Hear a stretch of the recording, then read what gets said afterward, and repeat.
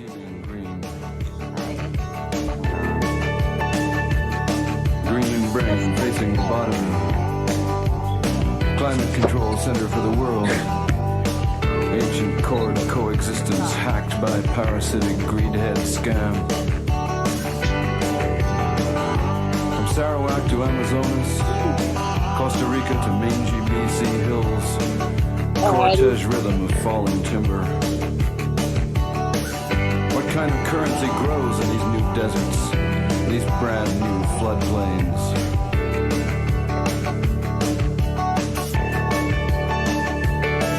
If a tree falls in the forest, does anybody hear?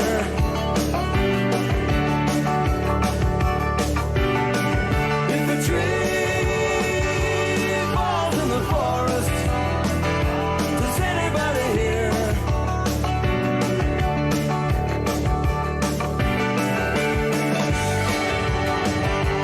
Anybody hear the forest fall?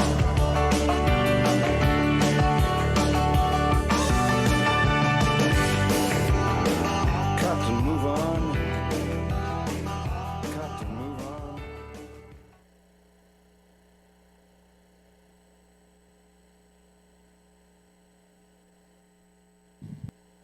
Good morning, and a warm welcome to all of you, those here in the hall and on Zoom. My name is Mardele Harland, and I will be the service leader today. Fred Harland, my husband, has planned and organized this service. He will be speaking on the topic, the good ancestor. As many of you know, Fred is a founding member of this fellowship and a past president. And now I get to say, live from Fellowship Hall, it's our LCUUF Sunday service. Our announcements were on a slideshow before the service. If you didn't see them, don't worry. They will be emailed to you in the next day or so. As most of you know, our building is now open to all fully vaccinated participants. We will continue to offer our services on Zoom as we welcome people to the building. We ask people here to continue to wear masks in the building to help prevent the spread of breakthrough COVID infections.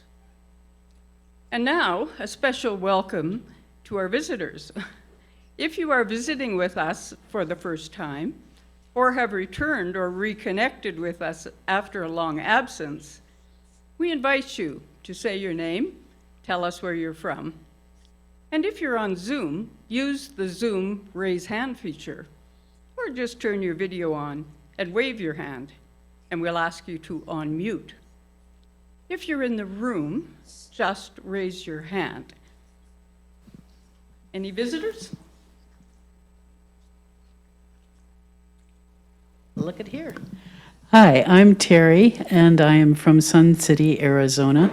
Just here looking around to see if I want to move here, which looks really good. I'm Barb, and I'm from Scottsdale, Arizona. Same as Terry.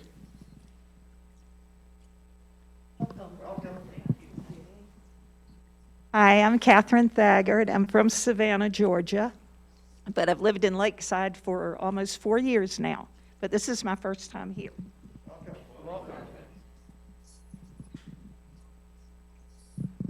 Hi, my name is Victoria Wisniewski, and my husband and I have moved here. We've been here 10 long days. Hi, I am Brad Wisniewski, and we're still unpacking. So thank you.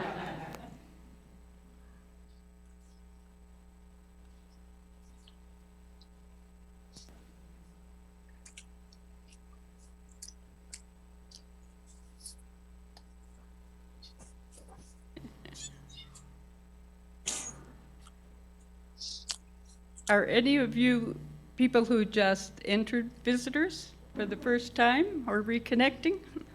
Let's say who you are and where you're from.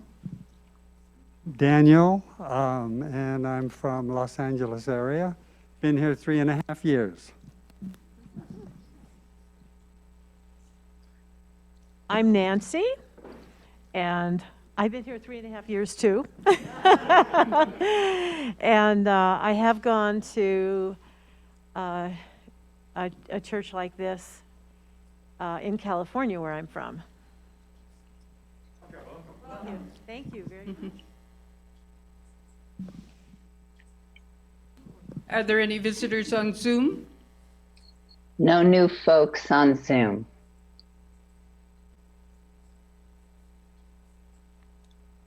So visitors are always welcome here, and we hope to see you again.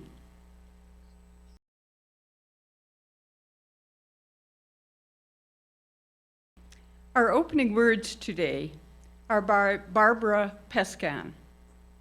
Because of those who came before, we are. In spite of their failings, we believe. Because of and in spite of the horizons of their vision, we too dream.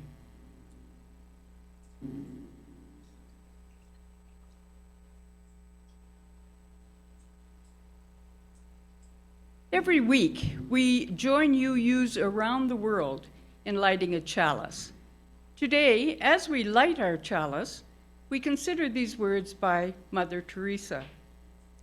Love cannot remain by itself. It has no meaning.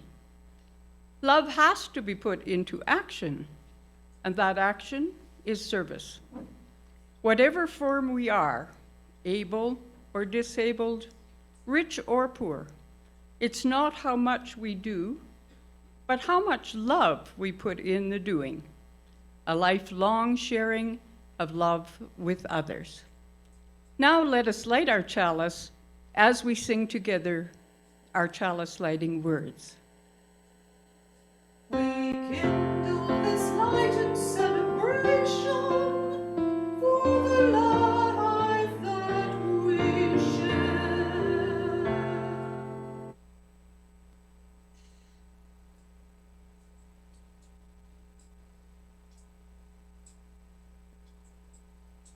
Each week, we take time to remind ourselves that we belong to a community which cares for each other. We do this by sharing any significant joys or sorrows in our lives. If you have a joy or a sorrow to share today, you can type it into the chat box and we'll read those aloud. First, let us voice our sorrows or our concerns. Whatever you or the world might be holding that is in need of our healing and caring thoughts. You are welcome to type sorrows and concerns in the chat box. First, we'll start with the folks here in the room to give you on Zoom a chance to type. Are there any sorrows or concerns in the people here in the room would like to share? Fred will pass the mic, and please say your name. And raise your hand if you have a joy, a sorrow, or a concern.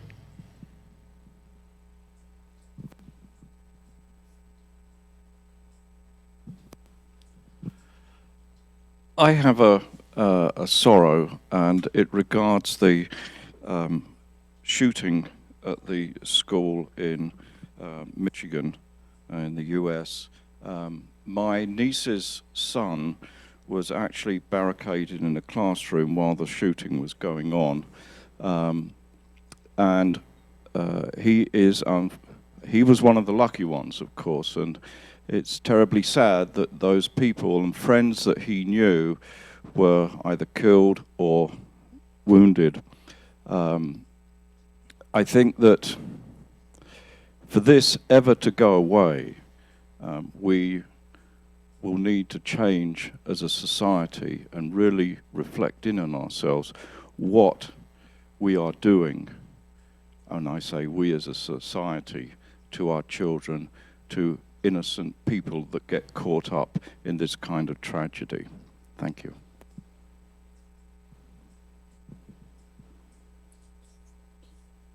Are there any sorrows on Zoom? Yes, we have a notice from Donna Fleming. Please pray for John, who is in the hospital in Los Angeles, facing an extremely high risk surgery. And from Joni Ward, Dr. Lastra died of COVID this week. Take care, everyone.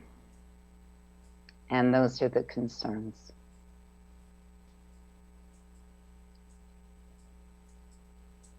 And now let us recall the joys.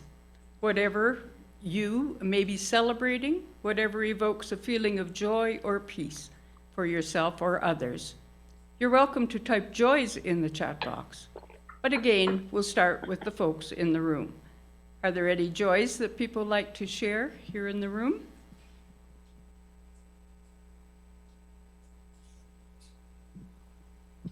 I just want to express the upcoming joy. I do stage lighting at Bravo Theater, and we're doing Los Cantantes this 7th and 8th, and then 14th and 15th. And so I hope everybody will come out and support Bravo and Los Cantantes.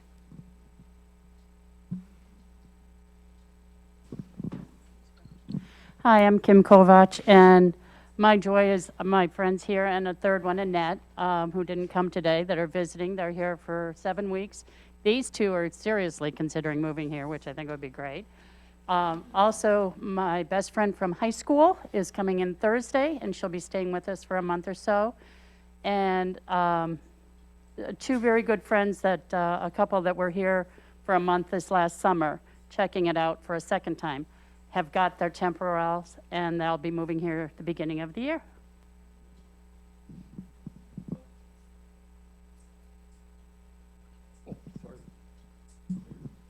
I'm David, and I'm celebrating the joyful return of my wife from her wanderings in the independent Republic of Arizona.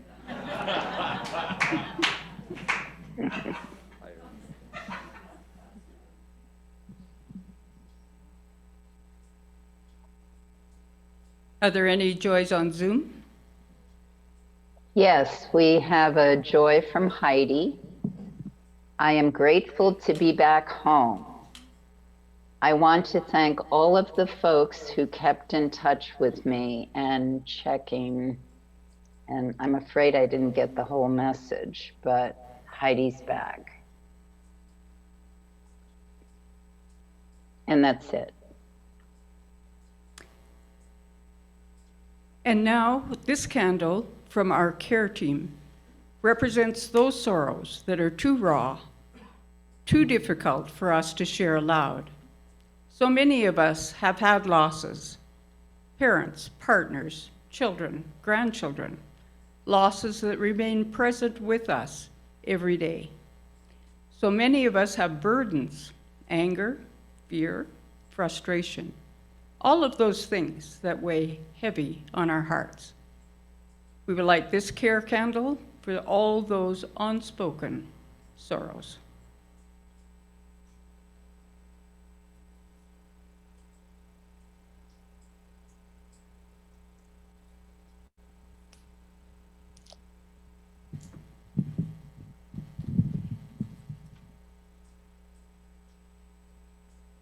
Good morning. I'm Lorna Dean, the treasurer of LCUUF and a member of the pledge team. I'm pleased to tell you that the pledges for the fiscal year 2022-23, as of today, December 5th, total 831,700 Mexican pesos. This includes the pledges made in US and Canadian dollars converted to pesos. These pledges are from 40 pledge units representing 62 people. A pledge unit is a single person or a couple which pledges together. Today is officially the last day of our pledge campaign, although if you've not submitted your pledge yet, you may still do so. This year's total pledges are 74,650 pesos higher than last year. We particularly appreciate that there were 10 new couples or singles who pledged this year. But of course, we lost some people in the past year too. The purpose of our pledge campaign is so I will have a reasonably accurate estimate of our income for the next fiscal year in order to prepare a budget. I will present the draft budget next year on Sunday, January the 9th, after the service. Then the budget will be voted on at the annual general meeting on Sunday, January 24th, after the service too. So thank you everyone for your participation in our pledge campaign. And I especially want to thank our pledge speakers and Fred Kessling, who organized the speakers this year. Thank you for a successful pledge campaign.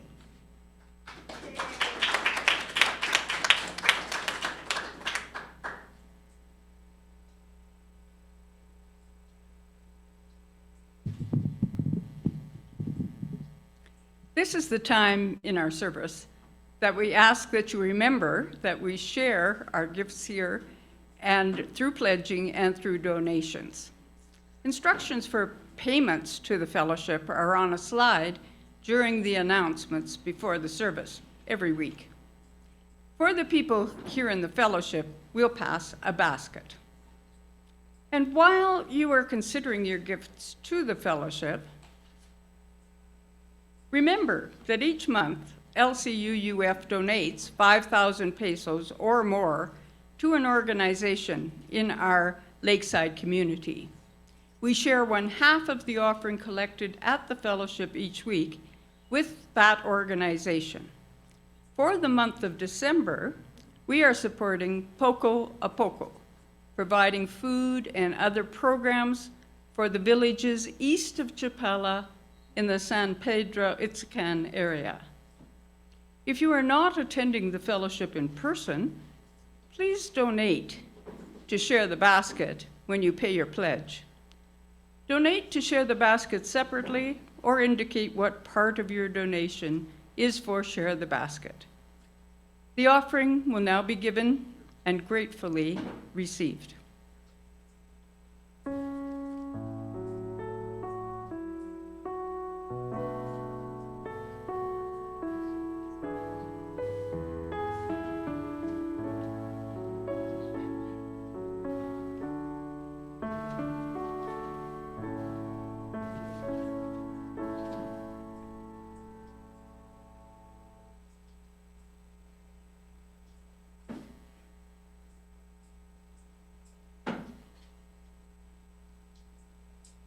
Our hymn today, We Utter Our Cry, was written by Fred Kahn, who is a Danish minister. This hymn was written in 1983 for the World Conference on Life and Peace. Although this is not a hymn we have sung very often, the words are very applicable to our topic today. Please stand as you are willing and able.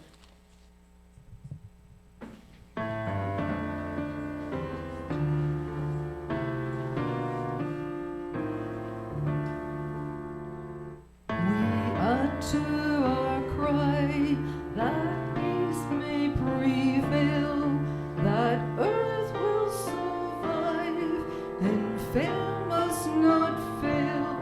We pray with our life for the world in our care, for people diminished by doubt and despair. We cry from the fright of our daily sin, for strength to say no to all that is mean.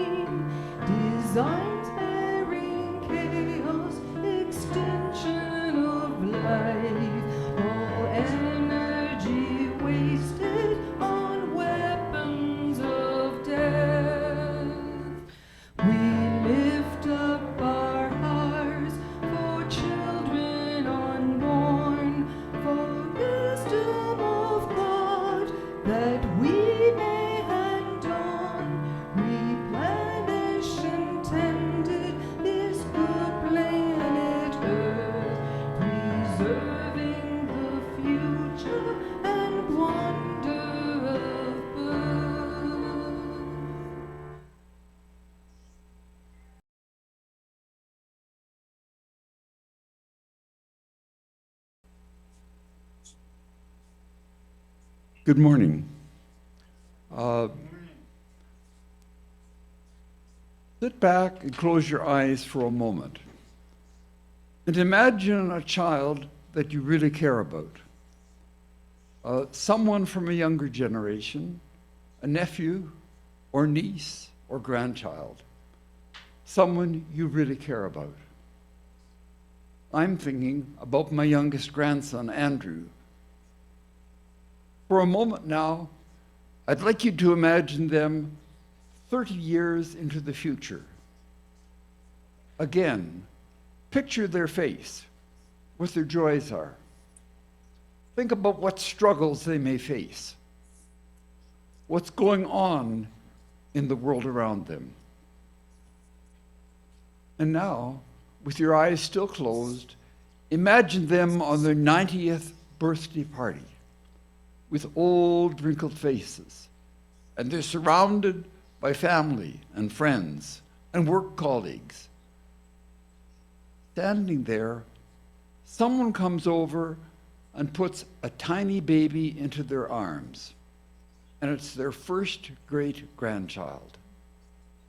And they look down at the little baby, and they think to themselves, what kind of future will it have? And what will it need to survive and thrive in the decades ahead? Hold that in your mind for a moment. Now, just open your eyes again and think that that tiny baby could live well into the 22nd century. In other words, their future isn't science fiction. It's an intimate family fact, only a couple of steps from your own life. That little baby is not alone, but is part of a whole web of relationships, other humans, and with the natural world, of the air that it breathes, the food that it eats. So if we're going to care about that child's life, we need to care about all life. If we care about that baby's life, we need to care about the legacy for all life, for the whole living world.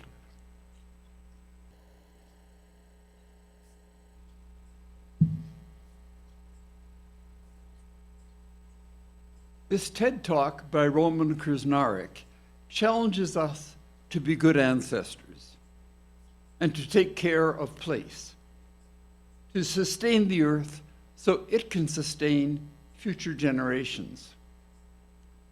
In a few minutes, we'll ask whether that is still possible, to sustain the earth, to be good ancestors.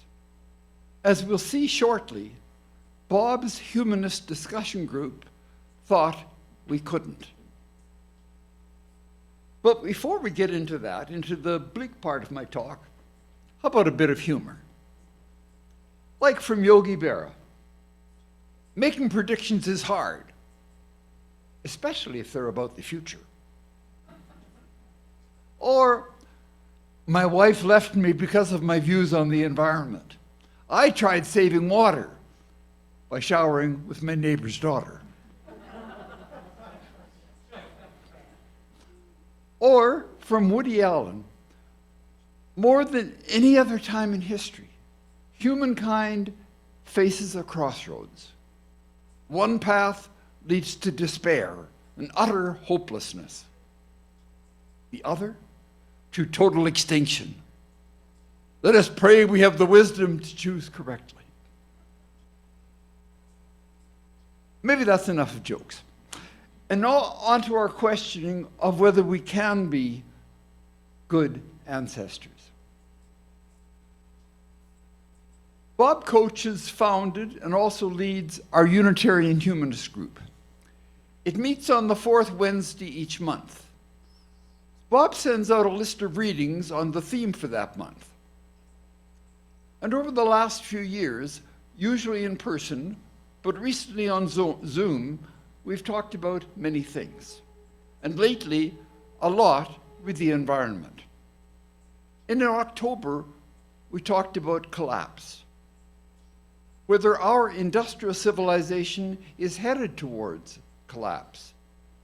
We noted that historically most civilizations, like the Roman or the Mayan, have indeed collapsed. That collapse is what civilizations tend to do. The collapse is not a bug, it's a feature. We noted that many of these civilizations collapsed because of overshoot. That is, they exceeded the Earth's life-supporting capacity. We also noted that overshoot is indeed a major characteristic of our industrial civilization. Because we're killing ourselves with carbon. We're treating nature like a toilet. We're brutalizing our biodiversity. In short, we're digging our own graves. Forgetting what every child knows: you can't blow up a balloon indefinitely. It will burst. And as I was developing this talk, two things were upper mind. One was the landslide in San Juan Cosala that destroyed the house that Veronica, our maid, and her husband were building. The other thing was what climate change was doing in BC, in British Columbia. BC, a favorite of Canadian retirees, where Mardele and I might have retired if we hadn't heard about Ahihic, has been rightly famous for its mountains, forests, and rivers. But now, just 2 months after suffering the warmest summer on record and devastating wildfires, its highways, bridges, and train tracks have been obliterated by a landscape seemingly in revolt. Waterfalls burst down from dry mountainsides. The city of Merritt, for example, submerged and evacuated. And British Columbia was cut off from the rest of Canada. And it seems that this is not just a regional catastrophe for BC, it's a warning that climate change is coming for everyone. The upshot is, like many people in British Columbia these days, like many at the recent COP26 conference in Glasgow, many of us in Bob's discussion group were feeling somewhat bleak. Didn't see much hope, either technologically or politically, of turning things around. We surmised that industrial civilization's collapse was inevitable. And we might have added, with the inevitable result that we could not be good ancestors, that it is too late.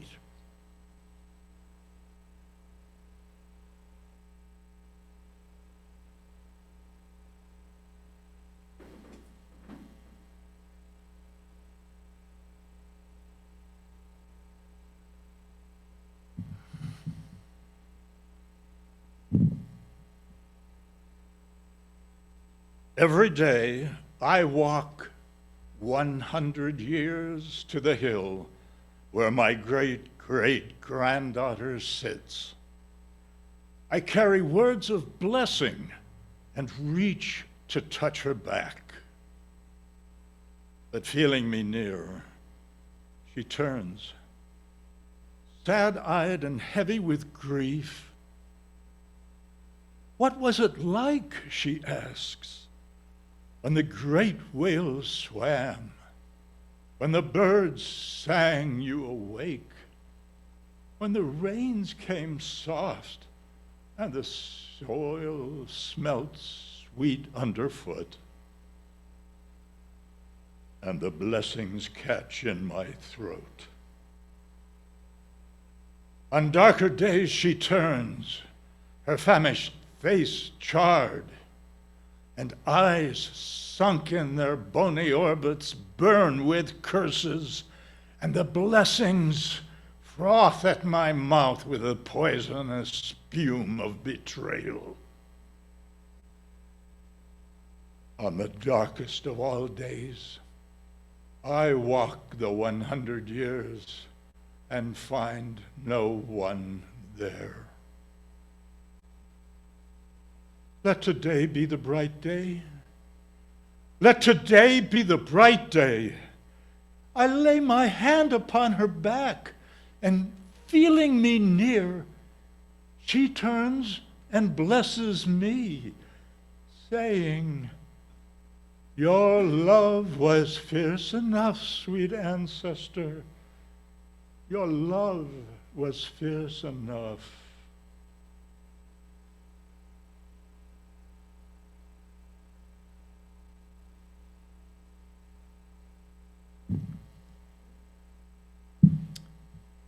But now, in the second half of my talk today, I want to question the notion that I left you with. The notion that we couldn't become good ancestors. Because I think maybe we can. I want to explore ideas from Thomas Homer Dixon, a Canadian political scientist. Homer Dixon, though, has often been referred to as a doommeister for his bleak assessment of our world, of the rapid and destructive impact of humankind on our planet, from resource depletion to pandemics to the climate crisis, and how all of this can cascade into mass violence, terrorism, and war. As you can see, right now, he's sounding a bit like we did in Bob's Humanist group. Homer Dixon says that we still have a lot of choices in front of us, but the range of positive choices is narrowing because the damage we're doing is increasing. It's destabilizing our societies, causing fear and anger, widening economic gulfs between rich and poor. It affects food production, causing famine and mass migration of people. And all of this, he says, will get exponentially worse this century if we don't get climate change under control. As he says, climate change will dominate every other problem we have on this planet, and it will make all of the other problems worse. If we get to 3 or 4 degrees warming by the end of this century, which is where we will be under a business as usual scenario, along our present trajectory of emissions, there is not an ecosystem on the planet which will not be shredded. As he says, I don't see it's possible for a liberal democracy to survive either, the kinds of freedoms we cherish. In short, the stakes for Homer Dixon are extraordinarily high. So yes, indeed, Homer Dixon would agree with many of the things we discussed in Bob's Humanist group. And yet he recently wrote this book, Commanding Hope, the power we have to renew a world in peril. So what gives?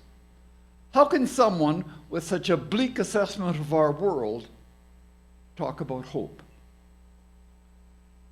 What he says, and in keeping with today's theme of good ancestors, is that he wrote this book for his children.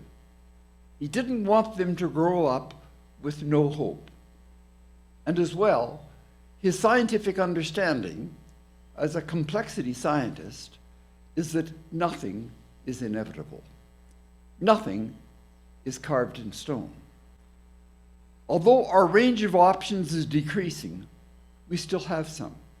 And that is a cause for hope. And hope, he feels, is key to facing the staggering challenges of the 21st century. But of course, the key to that hope is action. Homer Dixon makes a distinction between 2 kinds of hope. Between, on the one hand, hope that, and on the other, hope too. Hope that to him is hope that something will come to pass without you doing anything. Hope that the sun will come out, or hope that it will be a nice day. But hope too focuses on what we intend to do to bring something about. It's about agency, about action. I hope to plant my garden today. I hope to make my grandchildren's lives better. And indeed, I hope to be a good ancestor. With hope too, you're saying that you're going to be an agent in the process. Of course, you don't know whether what you want will come to pass. There's always an uncertainty about it. But you feel you can play a role in bending the probabilities, in shifting them in your favor, increasing the chance that the good possibility will happen. Hope to recognizes there's a problem. Yes, hope to recognizes that the clock is ticking with respect to climate change, with respect to civilization's possible collapse. But it also says what we intend to do about it. And hope, too, is what Homer Dixon calls commanding hope. And in that regard, Homer Dixon, like many of us, is impressed with Greta Thunberg, the young Swedish activist. Let's listen to her talking about hope at the UN Climate Change Conference in 2019.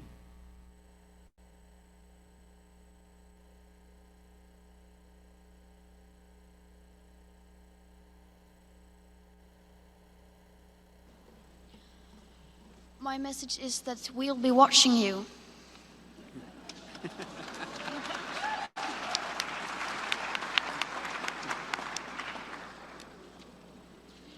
This is all wrong. I shouldn't be up here. I should be back in school on the other side of the ocean. Yet you all come to us young people for hope. How dare you? You have stolen my dreams and my childhood with your empty words, and yet I'm one of the lucky ones. People are suffering, people are dying, entire ecosystems are collapsing.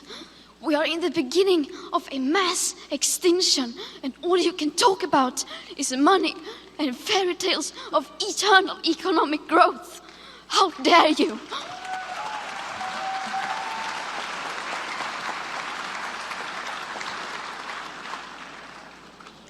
For more than 30 years, the science has been crystal clear.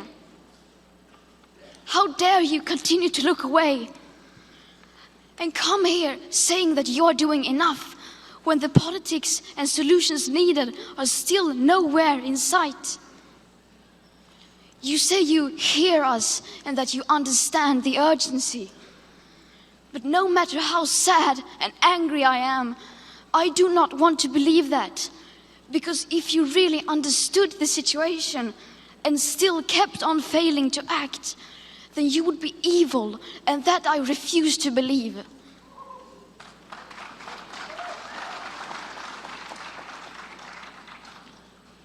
The popular idea of cutting our emissions in half in 10 years only gives us a 50% chance of staying below 1.5 degrees and the risk of setting off irreversible chain reactions beyond human control.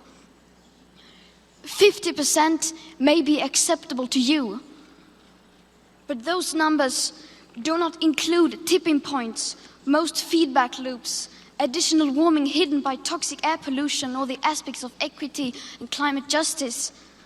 They also rely on my generation sucking hundreds of billions of tons of your CO2 out of the air with technologies that barely exist. So a 50% risk is simply not acceptable to us, we who have to live with the consequences.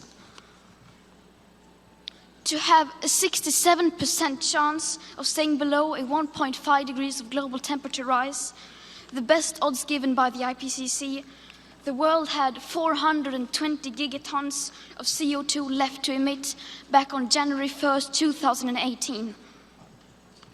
Today, that figure is already down to less than 350 gigatons. How dare you pretend that this can be solved with just business as usual and some technical solutions? With today's emissions levels, that remaining CO2 budget will be entirely gone within less than 8.5 years. There will not be any solutions or plans presented in line with these figures here today, because these numbers are too uncomfortable and you are still not mature enough to tell it like it is.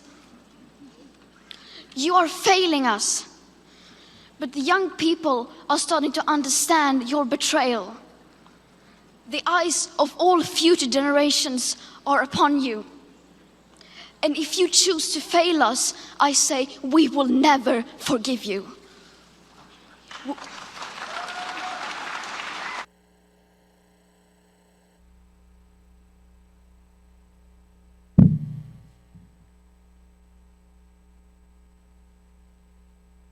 Homer says he sees in Greta all the characteristics of what he calls commanding hope. Commanding hope, to Homer Dixon, has three components: honest hope, astute hope, and powerful hope. And to Homer Dixon, Greta's hope encompasses all three of these. This is what he says about her, and I quote, "She has a brutally realistic and scientifically grounded and honest assessment of how serious the climate change problem is." That's honest hope. She has an astute understanding of how other people are seeing the world and the issue and how they may or may not be motivated. She's extraordinarily strategically smart in her political activities to mobilize people around the world. That's part of what I call astute hope. And then she has a clear moral vision of where she wants to go, of what kind of future we should have, the object of her hope. She makes a deep moral commitment to stopping climate change and to protecting children. And that gives her the ambition and agency and psychological force. And that's powerful hope. So her conception of hope is very close to what I call commanding hope. So that was Homer Dixon on why he's so impressed with Greta Thunberg.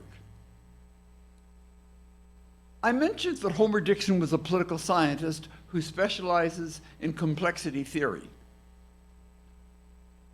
This theory would say, as I already mentioned, that in a complex world such as the one in which we live, nothing is inevitable. Nothing is carved in stone. Because you could never imagine all of the possible things that can occur. And we know that things can change so very quickly. In a few short weeks, we saw 4 billion people worldwide locked down because of the pandemic. A behavioral change like that is completely unprecedented. We've never seen such a system flip in so many people in such a short period of time. And we know that we can change in how we see things. Look at the global flippin' attitude towards gay marriage, the status of women, women's right to vote, poison gas and what's right in warfare, or even genocide. And with the stresses and shocks that we're facing, fires, floods, tornadoes, glaciers melting, might we see a global flip of attitudes, of how we'll live together on this planet, to recognize that we're embedded in the natural world, that sustaining the earth is needed for us to survive. And says Homer Dixon, there's a role for all of us. because we know that small things can make a huge difference. So this is the reason for hope, that many things are still open to us. There are many things to do, to try.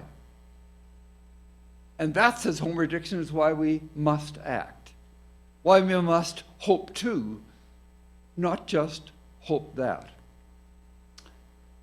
And we know the power of social contagion, and it often surprises us. Who would have thought that here in Lakeside, one person, Don Aitken, would put solar panels on his house? And then that idea would spread so quickly throughout Lakeside. And as you know, many of us here at this fellowship did the same, and also put up solar panels.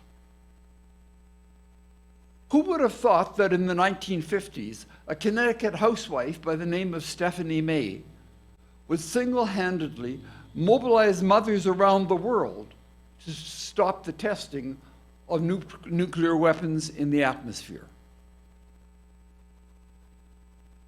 And key to our talk today, if someone had said back in 2017 that a girl of 15 is going to sit on the steps of the Swedish Parliament building with her school backpack and a little sign that said climate strike in Swedish, and she's going to mobilize a global movement of hundreds of millions to stop climate change, we would have said that's a ridiculous idea. That's not going to happen. And yet that possibility, says Thomas Homer Dixon, was just across the boundary in what complexity scientists call the adjacent possible. It was invisible to us at the time, but Greta Thunberg brought it into the realm of possibility. And that's an exciting idea for us to recognize, that there may be countless possibilities for radical change sitting just across the boundary, as yet invisible in the adjacent possible. And we have many opportunities to make those things real. So Homer Dixon says to his students, it doesn't matter what your walk is in life or what you're doing. There's a role to play on climate change. Whether you're a construction worker or a lawyer, there are things that anyone can do. They can be small, but in the extraordinarily complex system in which we live, small things can make a huge difference. And you don't really know in advance what small things will matter. Maybe things that Joe or Susan or Ahmed will do tomorrow will make all the difference. We don't know. And that, again, is another reason for hope, because these possibilities are still open to us. And you know, we have a lot of options. We can vote for climate change candidates and regularly follow up with them with our concerns. We can join climate campaigns. We can donate money to organizations that are doing things. We can talk about climate change and getting rid of fossil fuels every chance that we get in our social networks. We can write letters. We can FaceTime about what we want and about things we don't want, things that we find repugnant and outrageous. And we sense that when individual political pressure builds into an unignorable movement, once impossible to imagine solutions may be the key to saving our futures. And for many of you, that's exactly what you're doing. Jan Manning, for example, who has been encouraging us here at the Fellowship to waste less. So this then is the audacity of hope, where there are no guarantees that we can change things. But perhaps we can play a role in bending the probabilities of increasing the odds that good things will happen. So yes, let's not merely hope that, let's hope to. Hope to combat climate change. Hope to create a more sustainable world. hope to provide a good place for our grandchildren, and hope to, like Stephanie May and Jonas Salk and Greta Thunberg, become good ancestors.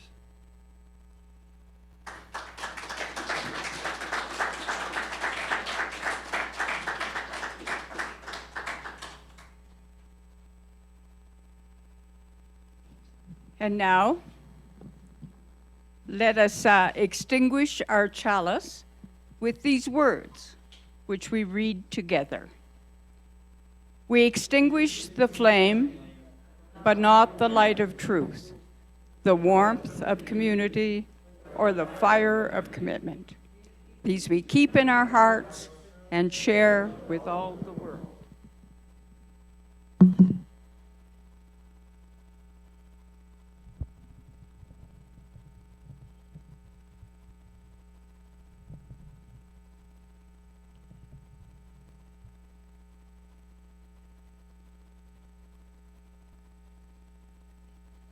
As Reinhold Niebuhr has said, nothing worth doing is completed in our lifetime. Therefore, we are saved by hope. And as Margaret Mead asserts, never doubt that a small group of thoughtful, committed citizens can change the world. Indeed, it's the only thing that ever has. And in a minute, we'll have our postlude. But before doing that, I would like to give my appreciation for so many people who participated in this service. For those who presented up front, from Mardele to Lorna, to Fred Kessling, and also to Linda and Michael. For the greeters and enablers both here and on Zoom. And most spectacularly, I'm so impressed with the TED Talk, with what the technology group has been doing to make our services work together so well. Thank you so much.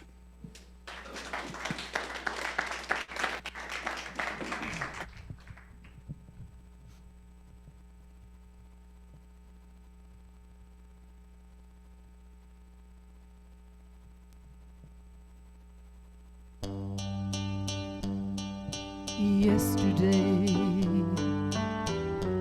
all my troubles seemed so far away. Now it looks as if they're here to stay. Oh, I believe in yesterday. Suddenly, I'm not half the girl I used to be. There's a shadow hanging over me. Oh, yesterday came suddenly. Why she had to go, I don't know. She wouldn't say. I said something wrong. Now I long for yesterday. Yesterday, love was such an easy game to play. Now I need a place to hide away. Oh, I believe in yesterday.